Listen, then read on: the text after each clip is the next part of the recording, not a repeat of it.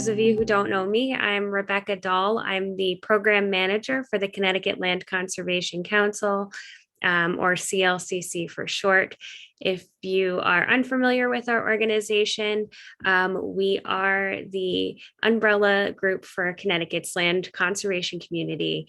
We provide a variety of programs. We're the service organization. We do a lot of one-on-one and regional work with land trusts, and we also advocate at the state capitol. For those of you who do know us well, you may think that I'm kind of really condensing what we do because it is quite a lot. But with that, I'm glad to have you all here this afternoon as part of our virtual programming, which we have named Conserving Land by Staying Connected.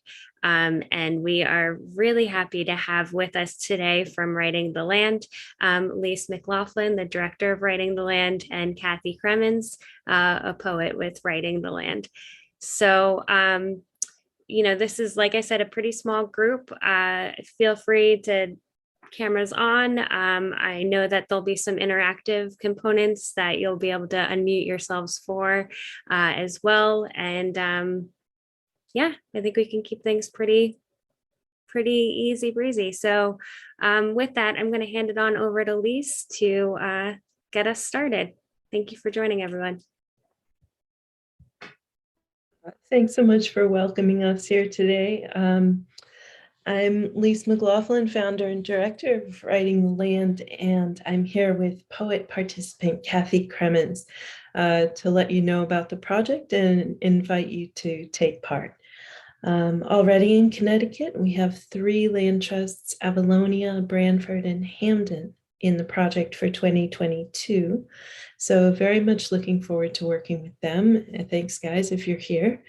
And I'm hoping that some of the rest of you might be interested for the next round. So I'm just going to explain a bit about the project and how it came to be and what it does. So I'm a poet, and as such, I enjoy a lot of time alone in the woods. But after a brush with the proposed pipeline project in my town of Northfield, Massachusetts, I realized that for me, writing poems about nature was not enough. I needed to do something to give back to the land that I love. And it was at this time I became involved with my local land trust, Mount Grace, because they stepped forward to help defend the land in our area. They showed what land trusts could accomplish. And I realized that as a poet, I did not have to reinvent the wheel. I can simply find a way to support your mission of land conservation.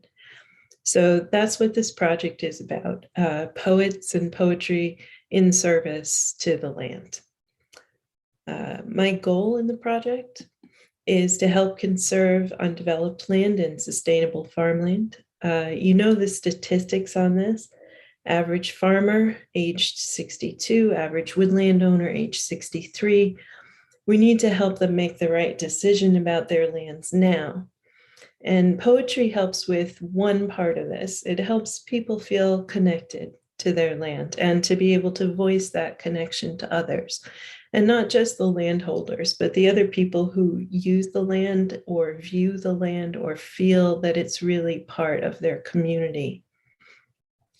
So as part of the Writing the Land protection equation is hearts and minds. So we pair poets with conserved lands and create an anthology that has a chapter for each land trust that includes the poems and other material that explains their message. This can be maps, photos, essays, anything. Each of the chapters for this year's anthology came out really different. They reflect the culture of each of the different land trusts.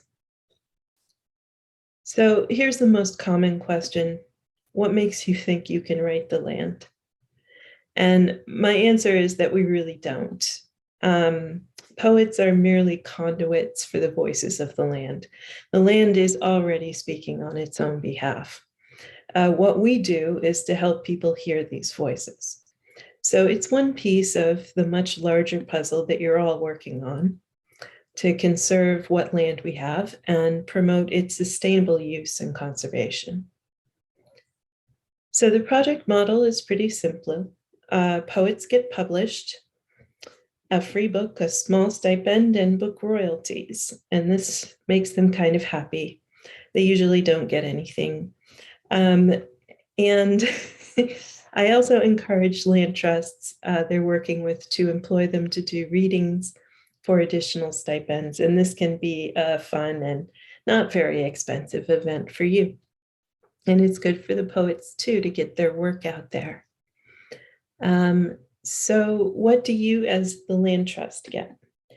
Land trusts are asked to put in a stipend up front. For 2022 to 2023, the numbers are 250 for one land and one poet, and 150 for subsequent lands.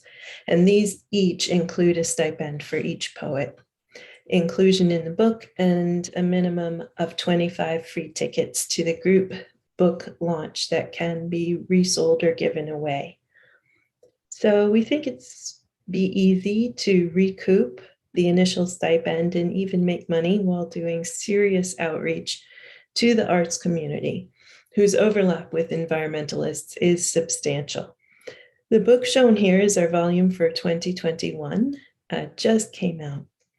Land trusts get the book at wholesale, which is between $10 and $12, depending on how many land trusts are in the book, and they can resell, gift, raffle, use the book however you want for fundraising and outreach. And its retail is about 20 to 22. So these are our partners who are in the first book, and we're encouraging people to buy the book directly from them to maximize their income from the project.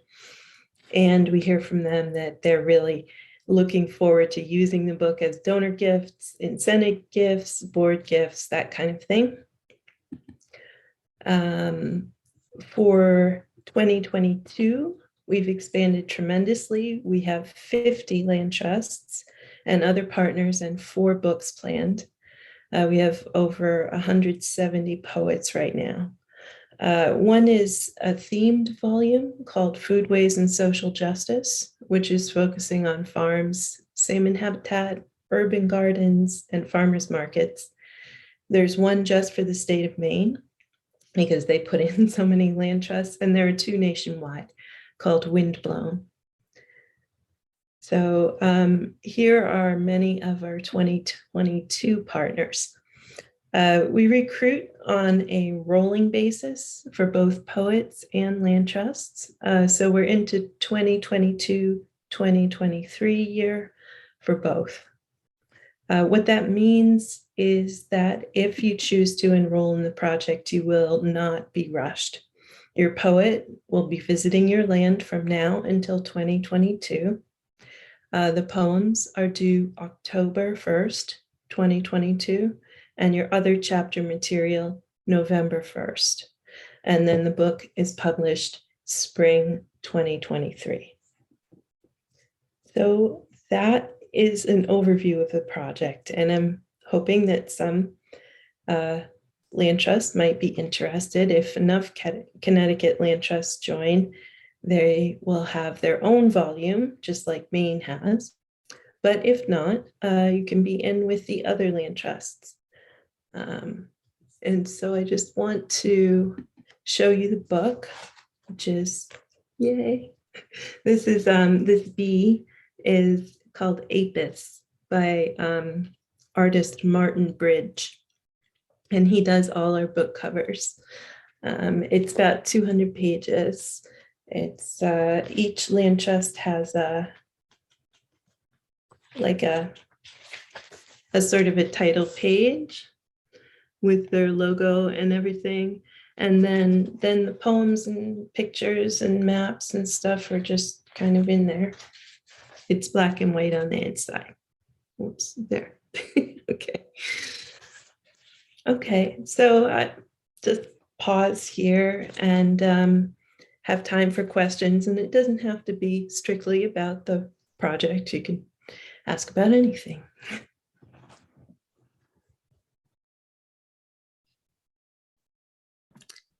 Amy, you're on mute there. I was going to say, feel free to unmute if you have a question, since we're a pretty small bunch. Do you have to be a land trust in order to participate in the project? I just represent the Coalition for Sustainable Cheshire. So we're not really a land trust. So I don't know if there's any way I can be involved in this. Yes, absolutely. We have, for example, New Hampshire Audubon. We have some sustainable farms that have education programs in the project. It's anybody who's interested in protecting land and sort of getting their message out there. So we'd be very glad to have you. Yeah. I'll follow up with you. You can finish. No, I just said I'll follow up with you on this, and thank you. That's great. Thanks. Yeah, excellent. So I'm just curious, how many parcels of land are typically written about per land trust? Right. So usually our average is 3. It varies anywhere between 1 and 6. And 3 seems to be the sweet spot for most because it gives an opportunity to show the breadth of what you do, like 1 farm, 1 forest, 1 trail, or something like that. But it's up to the individual land trust. You can, you still get a chapter in the book, you still get tickets to the launch and all that, even if you just put in 1. Okay, and is this book published annually? Yes, right. So this is this year's book, our first one with 11 land trusts. And next year we'll have 4 books with 40, almost 40 land trusts, or organizations, I should say. Nice. Yeah, Thank and you. 2023, I just started recruiting for that, and we have 4 land trusts already. So a book is full when we have 10. So I have a feeling a lot of the land trusts that are in this one, which is New England focused. It's while our other ones for next year are across the country, except for Maine, who has their own. So these guys will be ready to be in the 2023 book if they re-up. So it'll be very cozy. There'll be at least 1 New England book. So the book for 2022 is New England focused. Is that correct? The first book for 2021 is New England focused. Okay. And there's going to be at least 1 book in 2023 that's New England focused. Got it.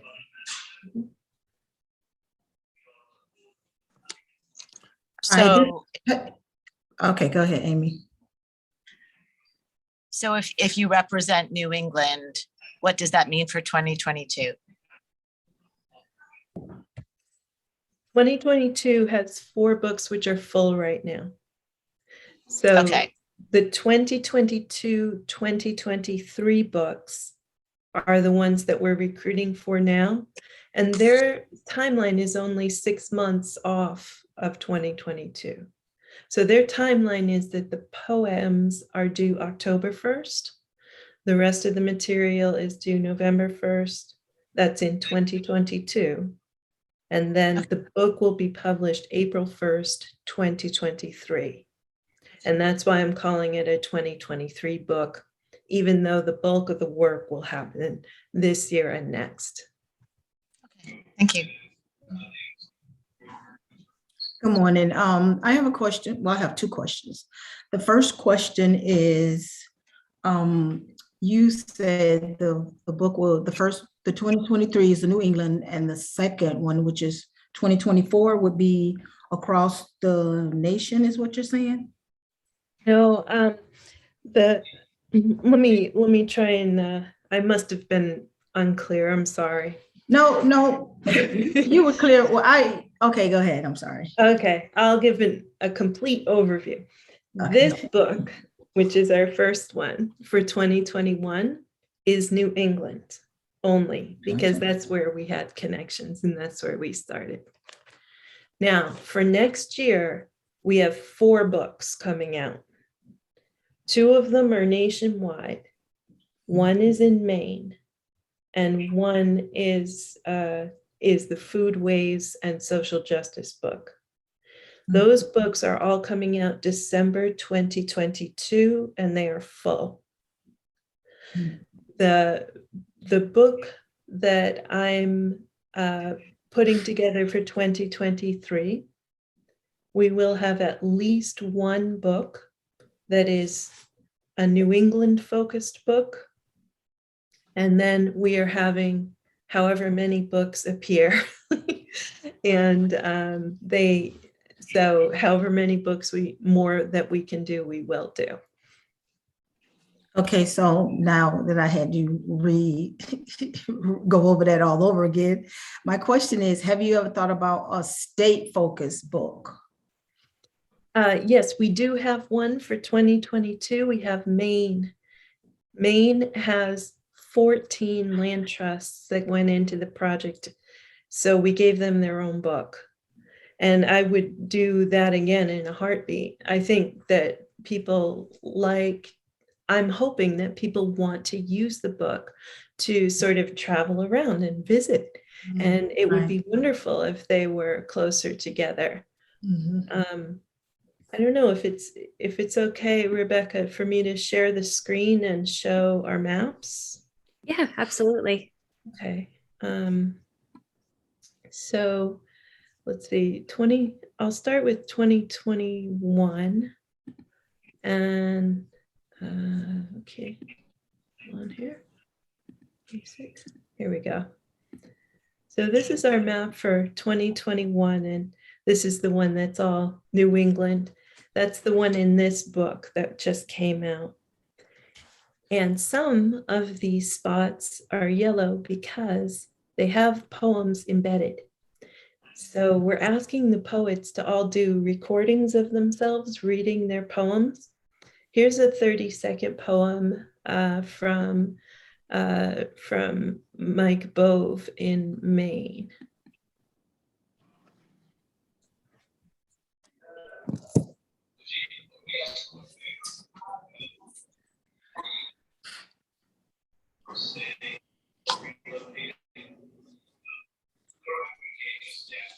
Raven, nuthatch, woodpecker, there are voices in the woods. Other sounds, too, at the water, where sea hide. If you think about it, and you do, there's no way to say where your footsteps end and the land begins. So you need to take care. The birds remind you. Take good care, because though you're alone, you're not the only one here. Sorry if that was too quiet. What I wanted to demonstrate is that you can play the poems right from the map, which is kind of fun. So this is a Google My Maps. People can download it. They can have it on their phone. They can drive around with it, hopefully not looking at it at the same time they're driving. And the poems are also up on YouTube. So that's 2021. And then 2022, I'm very excited about Hawaii here. I was just looking at them. This is our map for 2022. The yellow ones are still waiting for finalization with their poets, but all the blue ones are adopted, and you can see we have quite a range there. Yeah, so just wanted to see all the ones in Maine, they're in their own book. Okay. Speaking of the poets, how do you find your poets? It's a real mix. More and more poets find us. They hear about it from a friend.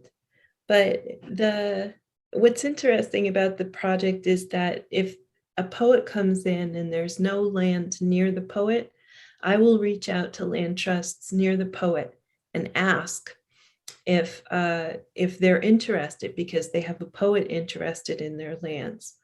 And vice versa. If there's a land trust who comes in and I don't happen to have a poet in that area, I reach out to the poet community, including our community of over 170 poets, and say, hey, you know, there's a land in Canton. Do you know anybody down there? Each poet applies to the project. They send a bio, a photo, and 3 example poems.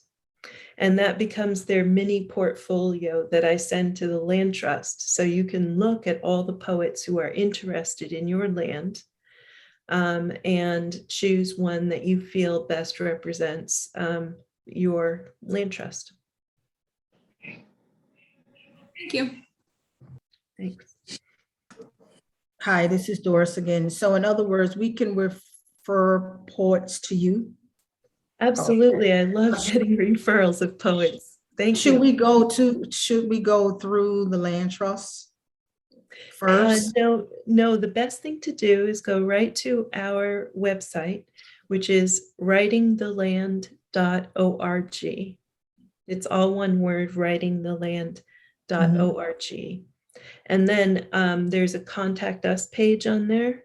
And there's a button to press for land trusts, a button to press for poets, you know, so, and that's the best way to reach us. And then I'll be in contact with the poet via email. Okay, so I have a suggestion. Thank you. Okay. Listening to the poem that you just allowed us to listen to, I was thinking that you can create a walk-in podcast with your poems. Yes, I have That would be a cool. new person who is volunteered to be a technical helper, and she made that same suggestion. So I'm working on it. So it's a good suggestion. Thank you. No problem. Thank you.